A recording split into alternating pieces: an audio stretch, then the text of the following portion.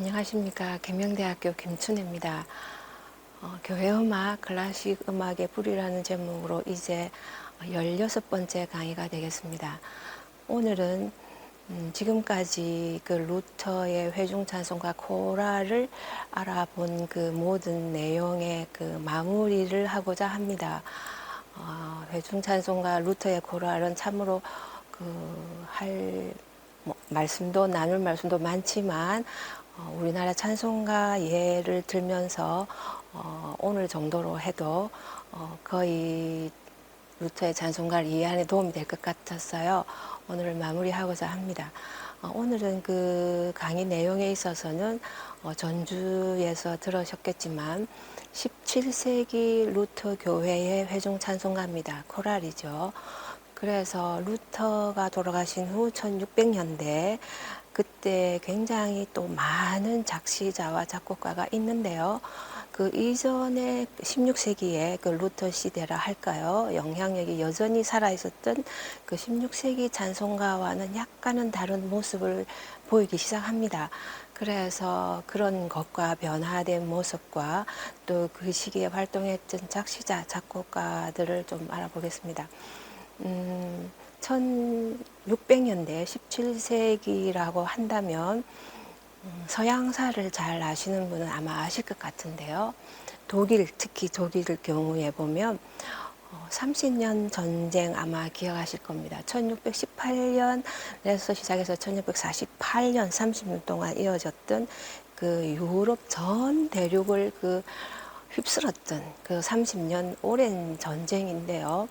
이 시기가 그 회중 찬송가 그리고 전체 교회 음악에도 상당한 영향을 줍니다. 그 음악은 그리고 교회는 사회 안에 있기 때문에 이 세상 안에 있기 때문에 영향을 받을 수밖에 없죠. 물론 전쟁이 아니더라도 찬송가의 모습은 조금씩 변모하기는 합니다만 30년 전쟁은 아시겠지만 그 종교 전쟁이었습니다. 시작할 때는 그 루터 교회, 개혁 교회죠. 개혁 교회가 그 가톨릭 교회의 그 핍박을 받기 시작한 겁니다.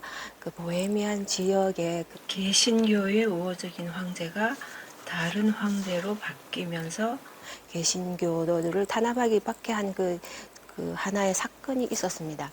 그게 1618년 5월 23일인데요. 그거를 계기로 이렇게 날짜를 잡습니다. 그래서 그 이후로 이제 개신교와 가톨릭 교회의 전쟁이 시작됐다고 할 수 있겠죠.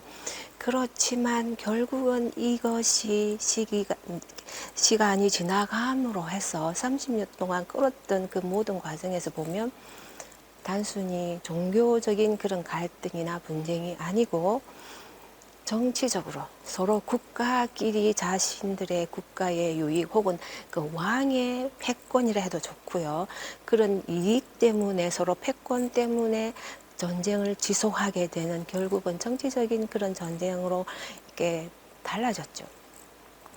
그래서 사실은 이 종교적인 전쟁이 정치적인 전쟁으로 변했다는 그 면에서 정치적이었다 하는 하나의 단적인 예가요. 개신교 나라와 그 구교, 가톨릭 교회 나라들로 이렇게 딱딱 나누어져야 되는데 뒤쪽으로 가다 보면은 프랑스가 같이 이제 전쟁을 이게 하게 되는데요. 프랑스는 대부분이 가톨릭 교회거든요.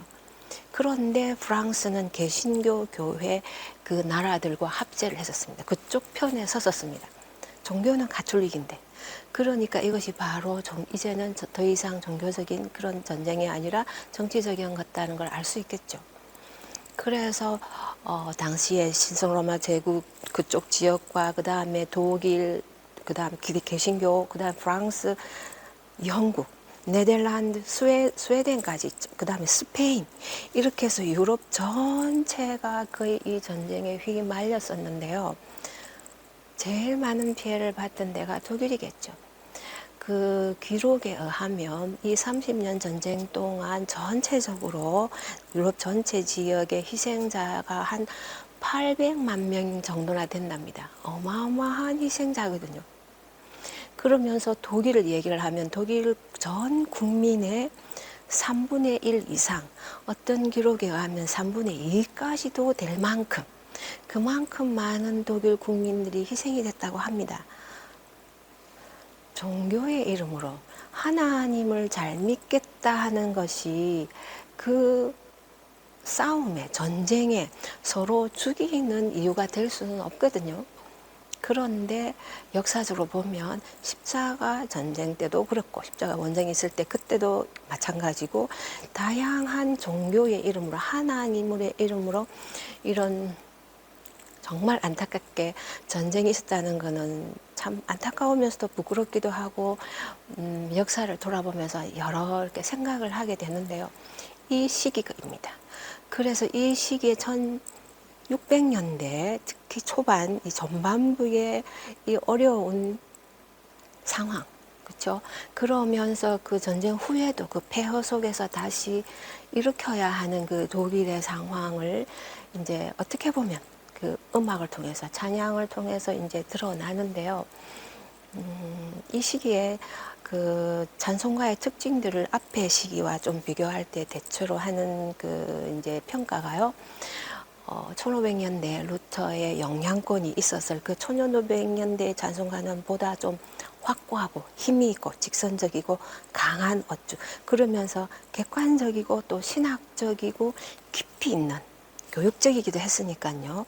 그런 찬송가이라고 얘기를 한다면 이 1600년대 이후에 17세기의 대부분의 찬송가는 약간씩 변모하는 게 뭐냐 하면 좀 더 객관적인보다는 주관적인 그런 시들이었다고 얘기를 한답니다.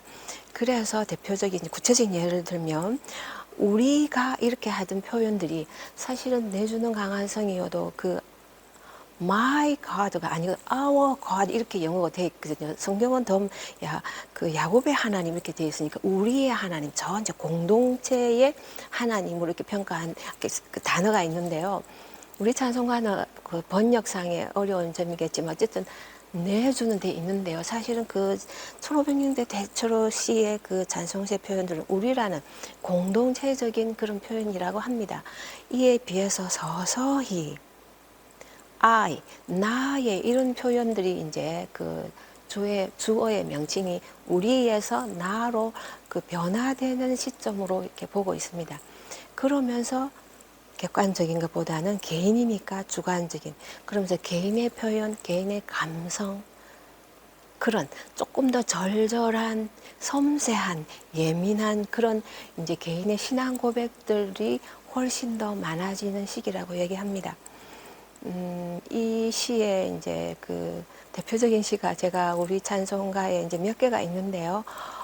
오늘 소개한 그 예수 나의 보배라는 그 찬송가를 선택한 이유도 그 17세기의 찬송가의 전형적인 모습이라고 생각이 돼서 이 찬송가를 선택했습니다. 이 17세기의 대표적인 그 찬송 작시자를 보면은 제가 이 작시자는 프랑크인데요. 이분 외에도 한 세 분이 더 소개를 하면은 우리 찬송가에 있는 분만 소개를 하면은요. 152장 그 귀하신 주님, 그 순한 찬송가인데요. 나를 위해서 못 박혔다 하는 152장인데요. 이 찬송가 작시자가 헤르만이라고 있습니다. 이분이 계시고 1585년인데요. 바하가 태어나기 전. 바하가 1685년이거든요. 1585년에 또 그 해는 바하 이전에 가장 뛰어났던 독일 교회 음악인이 하이니크 슈츠인데요. 이분도 1585년에 태어났습니다. 이 해에 태어나신 헤르만이라는 분의 그 귀하신 예수. 예수님, 제가 예수님 못 박히게 했습니다 하는 그 찬송가 152장의 작시자고요.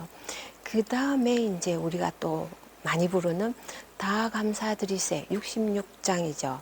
링카트라는 분입니다. 이분은 1586년 때 이제 출생하셔서 쭉 1650년대까지 그 중반까지 이제 활동하신 분인데요.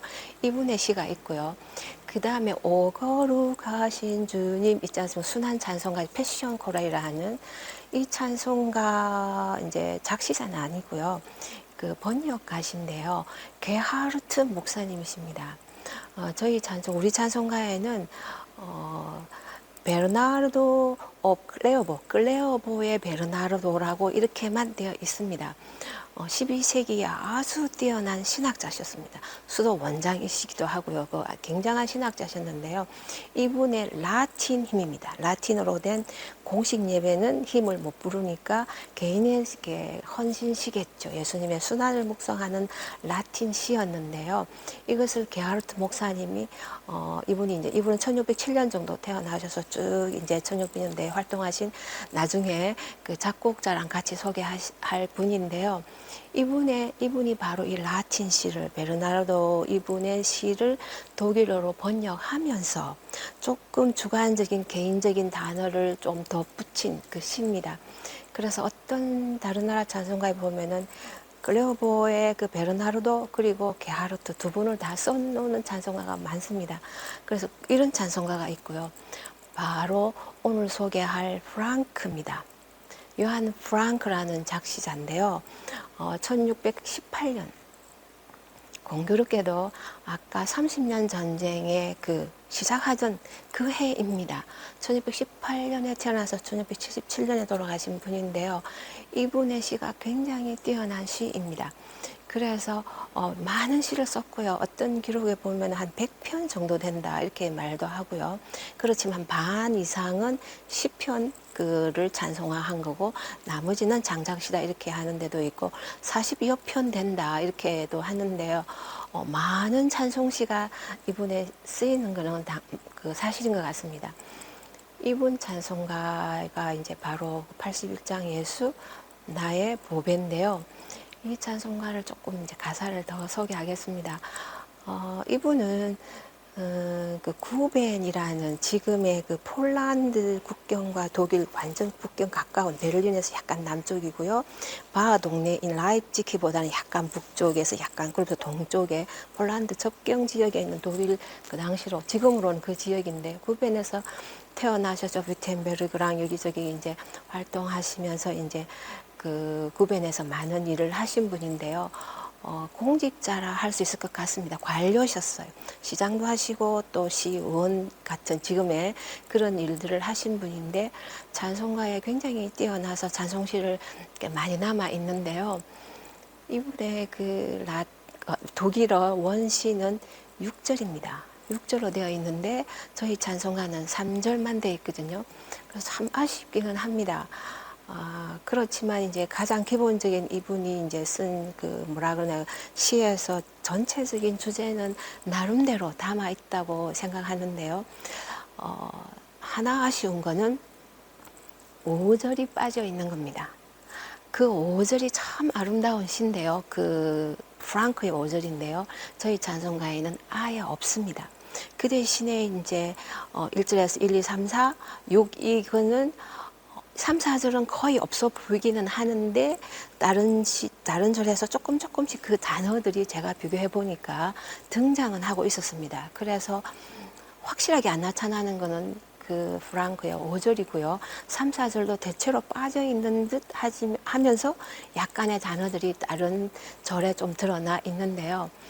이분이 6절을 쓰면서 또 하나 사실은 안타까운 게 있는데 이분의 원시는 예수 나의 보배가 아니고요. 예수 나의 기쁨입니다. 그 독일어로 말하면 예수 콤마 있고요. meine Freude 이렇게 있거든요. 이렇게 보배라고 프로이데는 기쁨인데요. 보배라고 번역하신 분이 바로 캐서린 윙크워스라는 분인데 영국 분입니다. 여자분이십니다. 캐서린 하니까 여자분 같죠. 영국 분이신데 이분이 독일 드레스덴에 친지가 계셔서 거기서 한동안 사신 그 과정이 있었는데요. 그것을 계기로 독일 찬송가가 참 좋아서 이분은 1800년대 사람입니다. 참 좋아서 이 독일의 좋은 코랄들, 독일 찬송가를 영어로 굉장히 많이 번역하셨거든요. 그래서 독일 코랄을 리라 게르마니카라는 그게 이제 찬송집을 이렇게 제목을 들어서 리라 게르마니카 독일의 노래들 이런 그런 의미로 찬송집을 번역을 해서 출판도 하신 분인데요. 독일 코랄 번역한 사람 중에는 굉장히 중요한 분인데요. 이분이 바로 번역할 때 예수 나의 보배 트레저 이렇게 번역을 했었습니다. 그래서 워낙 이분이 뛰어나고 많은 번역시가 있다 보니까 여러 교회에서 이 가사를 이렇게 보배로 이렇게 번역해서 이렇게 쓰기는 하는데요. 또 최근에는 또 다른 이제 원시에 가깝게 joy, 기쁨, 프로이데를 이렇게 또 하는 시도 번역들도 있습니다. 그래서 제가 생각하기는 기쁨이 더 좋지 않나. 왜냐하면 보배도 굉장히 좋은 말이긴 합니다. 그렇지만 보배라 하는 건 조금 좀 포괄적인 단어 같거든요. 기쁨도 보배일 수도 있고 어떤 구체적인 그 표현이 좀 부족하기 때문에 프랑크 이분이 원했던 거는 기쁨이라는 그 단어가 곳곳에 등장하기 때문에, 그리고 사실은 보배라는 단어도 그 절 안에 보면은 그 단어도 있거든요. 그래서 예수 나의 보배 보다는 예수 나의 기쁨, 이게 더 좋지 않나 생각을 합니다. 그 다음에 특이한 것도 콤마입니다. 예수 마이네 프로이데 이렇게 이어서 안 쓰고요. 예수 콤마를 딱 하고 마이네 프로이데, 예수 나의 기쁨, 이렇게 표현했거든요. 그래서 이 찬송가를 부르는 사람도 그렇지만 특히 합창곡들이 많은데요. 이 합창곡 연주를 가만히 들어보면 예수 마이네 프로이데 이렇게 부르는 그 합창곡도 있지만 예수 마이네 프로이데 이렇게 예수하고 딱 잠깐 뛰는 콤마를 표현하는 합창들도 꽤 많은데요. 아마 이것이 조금 더 그 작시자의 의도가 반영된 게 아닌가 싶고요. 이 6절을 보면 각 절이 9줄이 있습니다. 한 절이 9줄로 이렇게 다 구성되어 있는데요. 3, 3, 3 이렇게 9줄로 구성된 게 한 절인데요.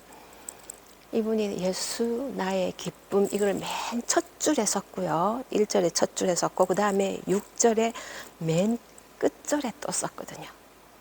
그래서 총 말하면 54줄이 이렇게 있는데 맨 처음에 예수 마이네 프로이데, 맨 끝줄이 예수 마이네 프로이데 이렇게 끝나거든요.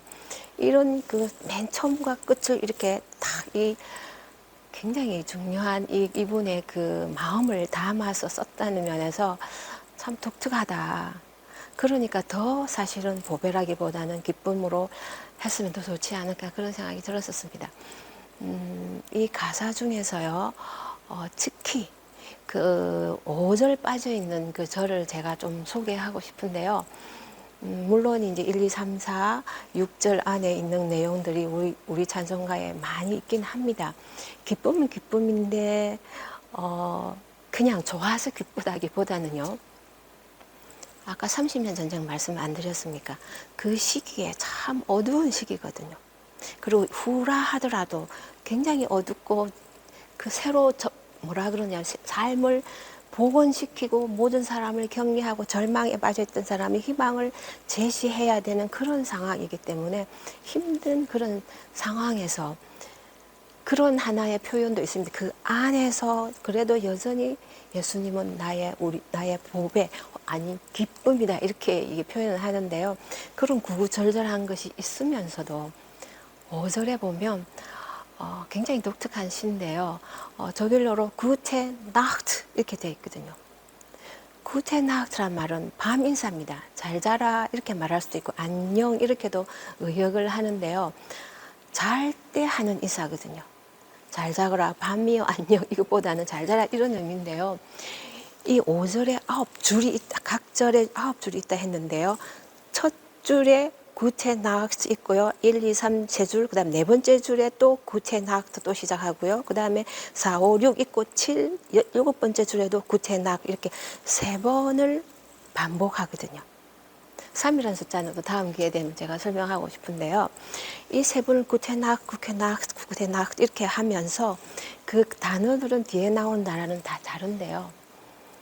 안녕 혹은 잘 자라 이렇게 말해놓고 처음에 나오는 거는 existence, 영어로 말하면 그 다음에 월드 쭉 나온 세상에 있는 모든 것들, 물건들, 물체도 해도 좋고 이 세상에 있는 여러 가지 존재하는 것들, 이 세상에 존재하는 것들아 안녕, 혹은 잘 자라, 혹은 이별을 얘기하는 거. 이제 잠을 자서 우리 세상에서 나에게 혹은 우리들을 이 세상을 괴롭히지 말거라 안녕. 이 세상의 물건들은 중요하지 않는, 사라져야 되는 이런 의미로 이제 구테낙 영어로 이제 독일어고요. 그 다음에 이제 표현한 물건 이상에 있는 것들. 두 번째는요, 잘 자라 혹은 안녕 해놓고 뭐가 있냐면 신입니다. 죄. 죄여 안녕. 죄여 잘 자거라. 나의 죄, 이 땅에 있는 그 많은 죄들을 이렇게 버리는, 죄들을 이제는 사라지게 하는, 주님께 간구하는 거죠. 주님께 간구하는 건데, 이렇게 죄들아 안녕, 죄야 안녕. 그래서 죄가 다시는 나를 속박할 수 없고 나를 얽매일 수 없는 이런 것들이거든요. 그 다음에 세 번째 구태 낙태가 뭐였냐면요, pride and splendor, 자랑과 영광들이거든요. 이 세상의 자랑과 영광이요 안녕.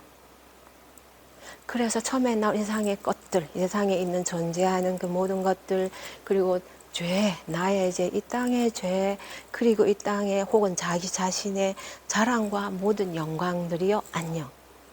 이제는 나를 더 이상 얽매이지 않게, 더 속박할 수 없는 것이다. 그래서 가사에 이제 여러 가사들을 보면요, 이런 가사도 있는데요. 이 세상의 죽음과 핍박과 고난과 혼란과 그 썬더스톰 이런 데 있는데, 번개가 치는, 천둥이 치는 이런 이 땅에 온갖 자연재해 혹은 어려움, 핍박, 고난 혹은 죽음 있다고 했으니까요. 그 모든 것도 우리를 구속할 수 없다, 억압할 수 없다. 그래서 예수님께서 우리를 구원하실 것이고, 예수님께서 그래서 우리의 유일한 기쁨이시다, 이런 표현이 있는데요. 로마서 8장 35절에서 38절에 보면 이제 기근이나 핍박이나 환란이나 죽음이나 이 모든 것도 그리스도의 사랑에서 우리를 끊을 수 없다 하는 그 성경 말씀 아니습니까? 이것과 연결되어 있습니다. 이 가사가 바로 그 5절이거든요. 브랑크의 5절인데요. 너무나 아름다운 그 어떻게 보면 감상적이기도 하고 그런 시인데요. 3절에 우리 3절밖에 없다 보니까 빠진 게 안타깝지만 여러분들은 이 곡을 들으실 수 있습니다. 찬송가로도 들으실 수 있고, 특히 제가 추천하는 거는 바흐의 모테트입니다. 그 무반주 모테트인데요. 물론 이제 최근에 연주할 때는 컨티뉴 오르간하고 첼로 내지 베이스 악기를 한둘 해서 이렇게 연주하기도 합니다만은, 바하의 모테트, 바하 작품 번호 227번 예수 마이네 프로이데 해서 모테트가 있는데요. 이 모테트가 한 20분 정도짜리의 곡입니다. 그리고 이 가사로 이 선율로 쭉 이렇게 이제 그 쓰여진 그 물론 안에는 이제 다른 합창곡도 있고 코랄은 또 거기도 3번 나옵니다. 예수 마이네 프로이데 하는 게 3번 중간 중간에 이렇게 나오는데요. 처음에 있고 끝에 있고 중간에 나오는데요. 총 11악장이 있는데 이 5절 곡이 바로 9악장에 나오거든요. 여러분 시간 나실 때 한번 들어보면 너무나 아름답고요. 자장가 같기는 합니다. 그래서 모든 것을 잠재우고 이 세상에 그 난리를 하고 있는, 요동을 시키는 이 세상의 것들과 죄와 억압을 하는, 그 다음에 이 자랑과 영광, 이 모든 것들을 잠재우는, 그래서 우리와 무관하게 우리는 속박받을 수 없고 해방되는 자유함을, 피스라는 단어도 나오는데요. 평안을 누림으로써 결국은 예수님은 우리의 유일한 기쁨이시다라는 이런 곡인데요. 기회 되실 때 한번 바하의 모테트 들어보시면 좋겠습니다. 찬송가 81장 많이 부르지도 못하더라도 여러분 개인적으로 가사 보시면서 또 불러보시면서 또 제가 오늘 그 연주한 곡들을 좀 기억하시면서 여러분 이 곡을 이해하는 데 도움이 됐으면 좋겠습니다. 그럼 잠시 간주 들으시고 다시 시작하겠습니다. 고맙습니다.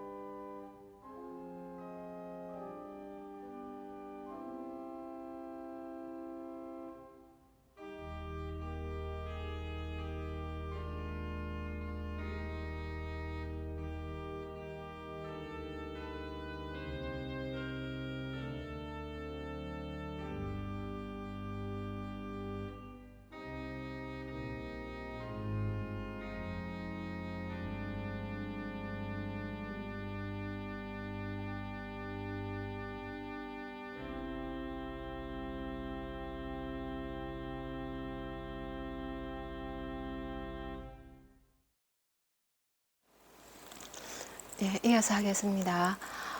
간주를 들으셨는데요. 간주의 선율이 조금은 다르죠.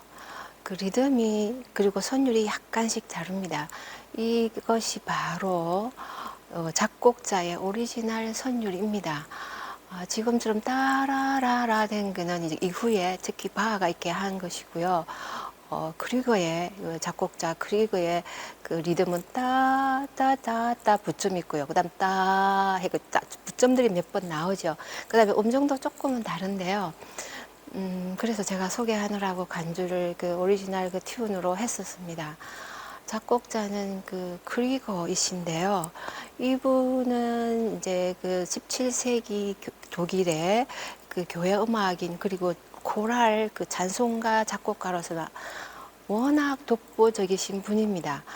작시자는 여러분이 계시지만 물론 제가 한 네 분만 소개했지만 저희 찬송가와 관련해서 그렇지만 크리거라는 분은 거의 물론 다른 작곡가도 있죠. 워낙 그 영향력이 있던 대단한 분이기 때문에 이분만 소개해도 작곡가로서는 될 정도입니다.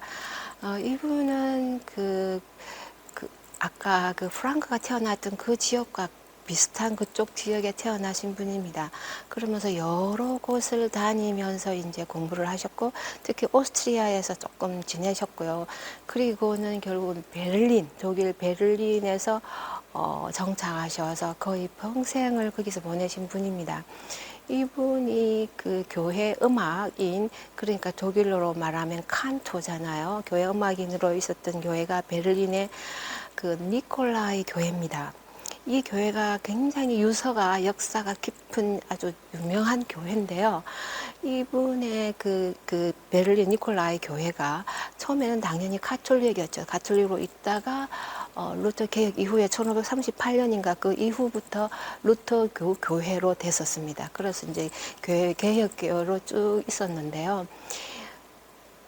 제2차 세계대전, 그게 20세기 들어와서 2차 세계대전으로 인해서 그 교회의 옛날 교회 모습이 지붕하고 많은 부분이 훼손을 당했었습니다.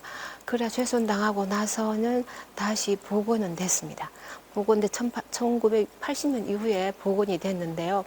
저도 복원 이후에 한번 다녀왔었는데요. 참으로 안타까운 것은 지금은 예배로 드리는 교회가 아니고 박물관이었었습니다. 그게는 굉장히 좋은 그 역사적인 거기 때문에 역사적인 그런 물건들도 있고 또 오르간도 굉장히 좋습니다. 그래서 연주해도 오르간, 파이프 오르간 연주도 하고 클래식 연주도 하고요. 그 다음에 소장품들이 많기 때문에 박물관으로 지금 전시를 하고 있어서요.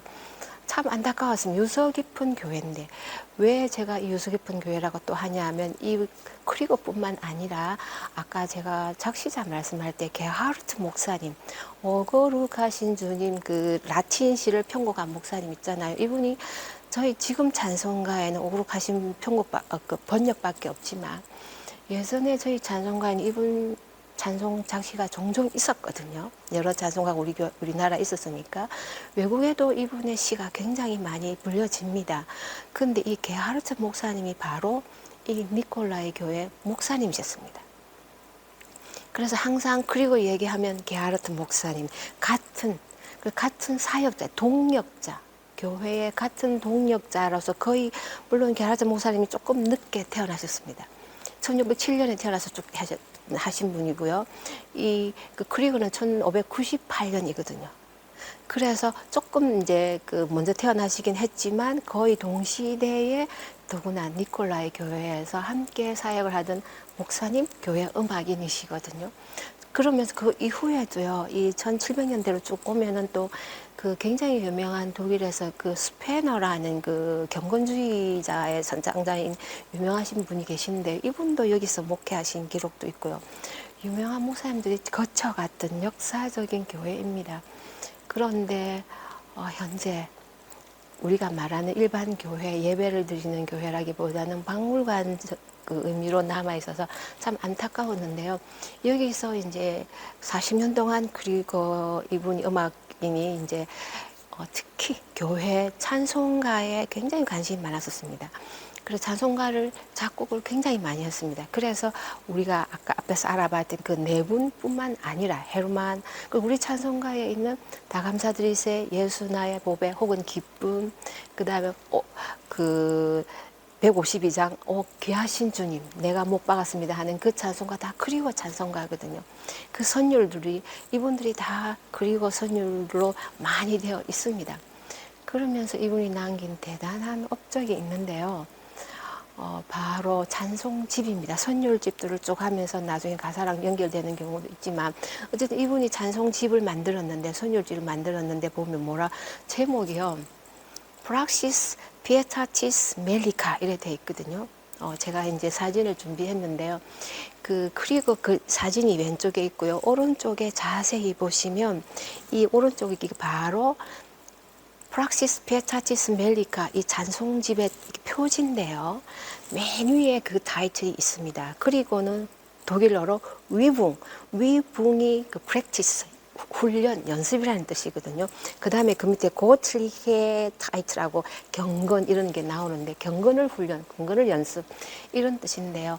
한국으로 이제 우리나라 말로 번역하면 대체로 음악을 통한 혹은 찬양을 통한 경건의 훈련, 이렇게 우리나라 말로 합니다. 이 제목이 참 대단한 제목이죠. 물론 라틴어지만 프락시스 베타티스 멜리카 하는 이 찬송집을 내 가지고요. 계속해서 이 찬송집은 100년 이상씩 계속 출판이 됩니다. 몇 년씩 새롭게 출판이 되는데 1644년에 나와서 1648년, 46년 계속 이렇게 나오는데요.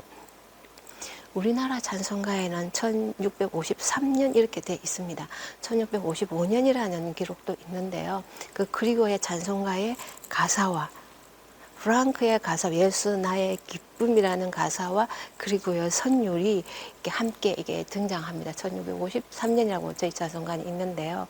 이 찬송가가 100년 이상씩 계속 출판이 될 정도로, 그래서 제가 출판된 걸 봤는데요. 베를린이니까 베를린 판이 쫙 있고요. 그 다음에 저 남쪽에 프랑크푸르트에서도 이제 출판을 해서 이게 이제 찬송집이 똑같은 제목으로 나오는데요. 그 편찬된 찬송가를 보니까 초창기에는 예를 들면 1648년 정도에 보면은 한 378장 정도, 378개 정도의 찬송가가 실리다가요. 1738년 혹은 36년 거의 100년 이후에 똑같은 제목의 찬송 출판집을 보니까 1316이라는 찬송가가 찬송 장수가 이렇게 실려 있었습니다. 어마어마한 찬송가죠. 계속해서 독일에서 불려지는 그 유서 깊은 그런 찬송가를 늘 보존하는 그런 노력이겠죠. 실제 성도님들이 그걸 이렇게 들고 있지는 않을 것 같기는 한데요. 이렇게 영향력을 줬던 이분의 업적입니다. 이 찬송가. 그런데다가 이 제목이 음악을 통한 경건의 훈련이라는 이런 제목을 보면 루터의 정신이 바로 이어져 있습니다. 그래서 루터의 찬송가 혹은 교회 음악에 대한 그 정신을 결론적으로 이렇게 연결돼서 말씀을 드리고 싶은데요. 그 루터의 찬송가 몇 번 제가 말씀드렸는데요. 이 찬송가의 의미는, 그 개념은 철학이라 해도 좋고요. 그 의미는 첫째는 예배, 헌신이라고 했습니다. 봉헌이죠. 하나님께 헌신하는, 봉헌하는, 예배하는 개념이고요. 둘째는 예배를 강화한다고 했었습니다. 인핸스라는 단어를 썼는데요. 회중 찬송가가 1000년 이상 동안 없었지 않았습니까? 초기권 회중 찬송가가 있다가 여러 문제 때문에 회중들은 부르지 않고 찬송가를 잘 부르도록 훈련을 받은 사람들, 칸토들이 혹은 나중에 성가대들이 부르게 되고 회중은 안 부른 것이 그게 사색인데요. 그게 중세까지 다 이어져서 루터가 나오기 전까지는 지금 저희들이 찬송하는 회중 찬송가는 없었다는 것이죠. 그런데 루터는 찬송가를 만들었거든요. 헌신은 다양한 방법으로 할 수 있지만 이 찬송을 통해서 개개인이 모두가 하나님께 헌신하고 예배할 수 있게 직접 예배 식에서뿐만 아니라 개인적으로도, 그래서 이 찬송가 의미가 그 예배뿐만 아니라 예배를 전체 공예배를 강화시키는 것이 되었죠. 굉장히 중요한 요소죠. 칼빈도 그렇게 했듯이요. 그 다음에 세 번째가 루터가 자주 하는 말이 교육이었지 않습니까? 청년들 교육, 어린이들 교육, 그리고 그 장년들의 지속적인 신앙의 발전, 성숙을 위해서 이 찬송가는 늘 부르도록 신앙의 교육을 위해서. 그래서 특히 어린이 같은 경우는 학교에서 찬송가를 가르치고 그 다음에 집에서 또 부르게 하고. 그래서 루터가 늘 한 얘기 보면은 외워라 그랬습니다. 외우도록. 그래서 어디선든 부를 수 있도록. 그래서 우리 마음 안에 박혀서 정신에 들어가서 우리를 맑게 해주는, 하나님으로 이끌어주는 그러한 진리의 교육이 되도록 루터가 늘 교육에, 이 찬송을 통한 교육에 많은 역점을 두었다는 것이 루터의 개념인데요. 이제 그 음악의 그 영향력, 교회 음악이 얼마나 성도들에게, 사람에게 그 의미를 주고 가치가 있는가를 그 직접 글에서, 루터가 쓴 글에서 그 표현한 것이 있어서 제가 결론으로 소개하겠습니다. 루터의 동역자인데요. 이분은 출판을 많이 했었습니다. 특히 음악 출판을 많이 했고, 작곡가시기도 하고 음악가시기도 하고 오르가니스트를 한 적도 있습니다. 독특한 분인데요. 이분이 출생하신 것도 보면은 루터와 너무 비슷합니다. 루터의 동역자 중에 한 사람이었는데요. 루터가 1483년에 태어났는데요. 라우라는 분입니다. 게오르그 라우라는 분인데 이런 1488년 루터 5년 뒤에 태어났고요. 루터가 1546년에 돌아가셨는데 이분은 1548년 2년 뒤에 돌아가신 분인데요.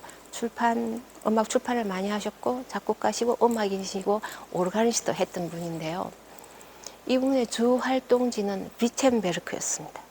비텐베르크에서 주로 활동을 많이 하셨고 루트의 그 음악들을 굉장히 출판을 많이 하셨고요. 굉장히 인상적인 게 하나 있었는데요. 바흐 교회, 라이프치히의 토마스 그 바흐 교회에 이분이 한 2, 3년 동안 칸토를 했었습니다. 그래서 너무 놀라웠었습니다.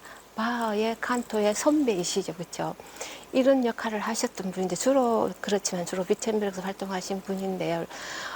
이분이 이제 출판을 많이 했기 때문에 이분 출판한 것 중에 그 모테트라고 말한다면은 교회 성가대 합창곡이거든요. 성가대 곡인데요. 대체로 무반주였죠. 중세 교회에서도 라틴 모테트 무반주로 했듯이 루터 교회도 오면서도 모테트가 계속 이어지는데요. 무반주로 이어지고 또 아까 바흐의 예수마이네 프로이드의 모테트 얘기했듯이 독일어로 혹은 가끔은 라틴어 쓰지만 주로 독일어로 이제 무반주 모테트 성가대곡을 모테트가 나오는데요. 이분의 모테트 모음집이 있는데요. 심포니의 루쿤다라는 그 제목의 모테트 집이 있는데 그 안에 루터가 서문을 넣어놨습니다. 음악에 관해서. 음악은 어떻고 신앙적으로 어떤 영향을 주고 사람에게 어떤 영향을 주고 하는 바로 이것인데요. 그 안에 루터 글을 이제 소개하면요. 음악은 하나님께서 사람에게 주신 가장 뛰어난, 귀하고 뛰어난 선물이다. 가장 뛰어나고 귀한 하나님의 선물이다. 그런데 이 선물은 모두에게 주셨다. 이렇게 말씀했습니다. 그러니까 듣는 음악을 들을 수도 있고, 그렇죠? 선물로 들을 수도 있지만 직접 찬양할 수도 있고, 찬양하는 권리도 권한도 특권도 주셨고 음악을 듣는 것도 선물로 받는 거니까요. 그러면서 음악적인 재능도 포함하겠죠. 그래서 음악은 하나님께 주신 가장 뛰어난 최고의 선물인데 모든 사람에게 주셨다. 찬양을 직접 할 수 있다는 것이죠. 그러면서 그 다음에 이어서 음악의 그 가치를, 그 영향력을 얘기했는데요. 음악은 사람에게 감동을 주는데 슬픈 사람을 위로하고 슬픔에 빠진 사람을 위로하고요. 그 다음에 보면은 참 여러 가지가 많은데요. 그 절망 혹은 실망한 사람을 다시 격려를 하고, 그 다음에 어리석은 사람이라는 게 좀 독특하긴 했었습니다. 어리석은 사람을 이렇게 가라앉혀줘서, 그 지혜라는 말은 없었는데요. 어리석은 사람을 이렇게 가라앉혀서 어리석음을 없애주는 그런 역할도 한다고 했고요. 그 다음에 거만한 사람, 프라우드한 사람이죠. 거만한 사람 혹은 우리가 쉽게 말하면 교만한 사람이겠는데요. 거만한 사람을 낮춰준다 했습니다. 이것도 좀 독특한 것이죠. 그러면서 또 너무 열정이 넘치는 사람은 그것을 약간 캄다운, 약간 이렇게 가라앉게도 해준다고 했습니다. 너무 열정이 넘칠 때는 실수할 수 있고, 그렇죠. 주위에 혹시 잘못될 수 있기 때문에 열정이 너무 넘칠 때는 그것도 잘 가라앉혀도 주고, 그 다음에 보면요, 미움이 있는, 이렇게 했거든요. 미움이 이렇게 있는 사람에게 그 미움을 이렇게 달래준다. 그래서 미움이 없어지게 이게 음하게 해준다 했거든요. 굉장히 독특한 것 같습니다. 그 물론 루트가 의미한 이 음악은 하나님께 대한 찬양입니다. 찬양은 우리한테 좋고 예배를 강화하고 하나님께 헌신하고 교육적인 그것뿐만 있을 뿐만 아니라 그 음악을 하는 그 당시에는 우리의 전체적으로 얘기를 하면은 우리 안에 있는 나쁜 것들, 절망, 실망, 어리석음, 슬픔, 거만함, 나쁜 것들이잖아요. 또 미움, 이런 부정적인 이런 모든 것들을 이렇게 잠재워주는, 없애주는 이런 역할을 한다고 했거든요. 여러분은 찬송가를 부르시면서 어떤 느낌을 가지십니까? 물론 첫째는 찬송입니다. 예배입니다. 헌신입니다. 그러면서 더 그 결과로 여러분들 마음에 평화가 찾아오고 울분이나 화나 미움이 혹은 스트레스나 절망에 실망에 좌절에 그런 게 빠져 있었을 때에 평화가 오지 않습니까? 루터가 말한 것이 바로 이 찬송의 이 위력입니다. 찬송의 힘입니다. 루터를 우리가 여러 가지로 많이 알아봤는데요. 코랄뿐만이 아닙니다. 루터의 많은 다른 음악들, 여러분이 생각나시는 대로 유튜브 검색하셔서 모테트도 좋고 독일 코랄도 좋고 독일의 성가대 음악을 들으셔도 좋습니다. 그러면서 우리 찬송가에 들어있는 그 독일 코랄들의 가사 하나하나를 보시면서 그 당시에 이래서 이런 찬송가가 나왔고 이래서 이런 찬송가가 나왔고 그러면서 개인의 신앙의 고백을 보면서 그런 것들이 바로 우리의 여러분 자신의 나의 신앙 고백이 되면서 우리를 더 성숙하게 만들어주는 그러한 결과까지 우리가 그 바라보면서 하나님 찬양하는 것을 늘 외워서 찬송을 외워서 우리 삶의 한 부분이 되도록 했으면 좋겠습니다. 그러면 오늘 강의 마치고 또 다음 시간에 뵙겠습니다. 고맙습니다.